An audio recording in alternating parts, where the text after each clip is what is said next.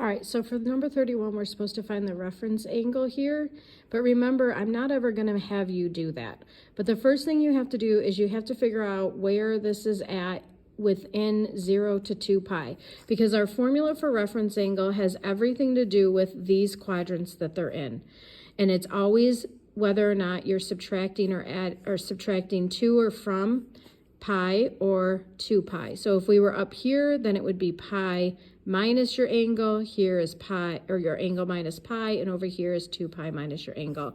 So the first thing I need to do is find the coterminal angle, which to find coterminal angles, we add 2 pi, put that over 1, get a common denominator. So this would become 6 pi over 3, which is negative 5 pi over 3. And then you'd have to do another 2 pi, bloop, bloop, bloop, which when you put it over is 6 pi over 3, and so then that ends up being pi over 3, and lo and behold, you're already in quadrant 1. You don't need to find any reference angles. For number 45, you're trying to find the sine and cosine. The instructions were really wordy about finding a reference angle, the quadrant of the terminal side, and the sine and cosine, but remember again, we don't do any of that with the reference angle. All we do is look at the denominator. That tells us what ordered pair this is.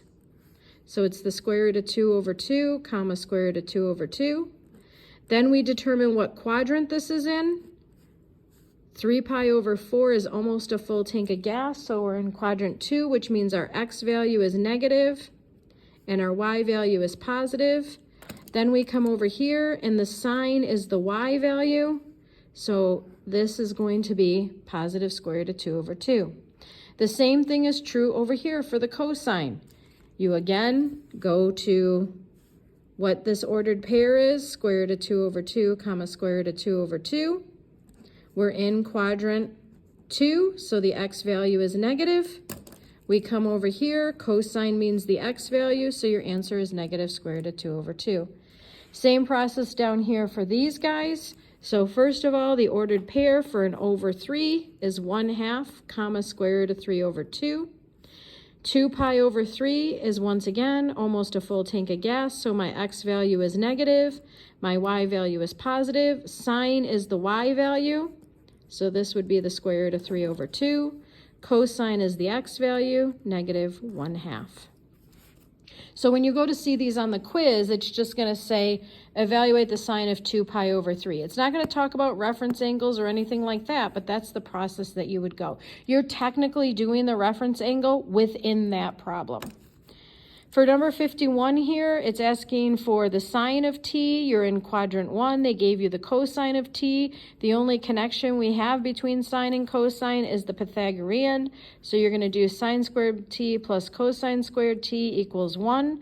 So we have sine squared t plus 2/9 squared equals 1.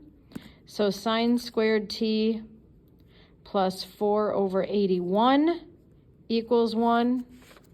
Subtract the 4 over 81 from both sides, and you end up with 77, I believe, over 81. Yep. And then take the square root. So we get plus or minus the square root of 77 over 9. The square root of 77 over 9, positive or negative, in quadrant 1 is going to be positive. So your final answer there is just the square root of 77 over 9.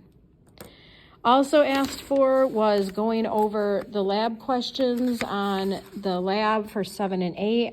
I did kind of already go over those. I think whoever asked for these came up and talked to me about them after class.